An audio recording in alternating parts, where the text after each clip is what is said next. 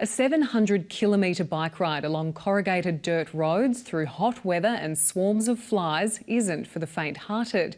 But Zibeon Fielding is no stranger to the gruelling conditions.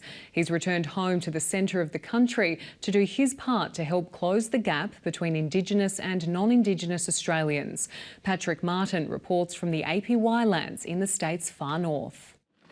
In the early hours of the morning in Central Australia, final checks are underway before an epic journey. As day breaks over the APY Lands community of Indulkina, Zibeon Fielding hops on his bike to begin a ride down the road less travelled. Through the Indigenous Marathon Foundation, Zibeon Fielding has already run the Boston, New York and Tokyo marathons and an ultramarathon to raise money for remote dialysis. But for the high-achieving 25-year-old, the adventure has just begun. To push myself in the boundaries, I wanted to do something even more crazy of riding in my own country of 700 kilometres on a push bike in terrains that are corrugated and the dirt and the sandy roads. On some of the most remote roads in the country, Zibeon Fielding and his support team feel every bump and rut.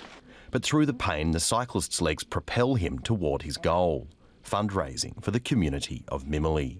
We're hoping to raise $30,000 for a community gym to promote and get people engaged in an active lifestyle by getting them to attend the gym, which will open up so many avenues and opportunities, from employment to training to getting old people a lot more healthier.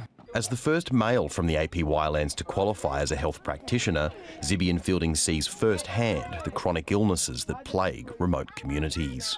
Seeing that and dealing with that every day, it makes my heart cry. He's tying all the things in. It's not just about coming here riding on a bike. It's about, yes, he's part of that health field. We want to do health checks. We want to promote this because it's all about healthy living, healthy lifestyles, and well-being.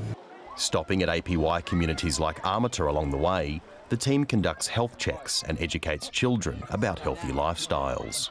And inside it, this is what they do to keep people addicted to the cigarettes. Kids are also taught how to ride and maintain bicycles. For Zibeon, this is much more than a bike ride. It's a quest to improve health outcomes for the next generation of the oldest living culture on Earth.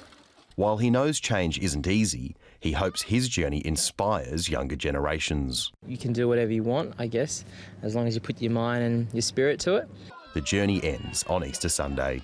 Patrick Martin, ABC News, Armata.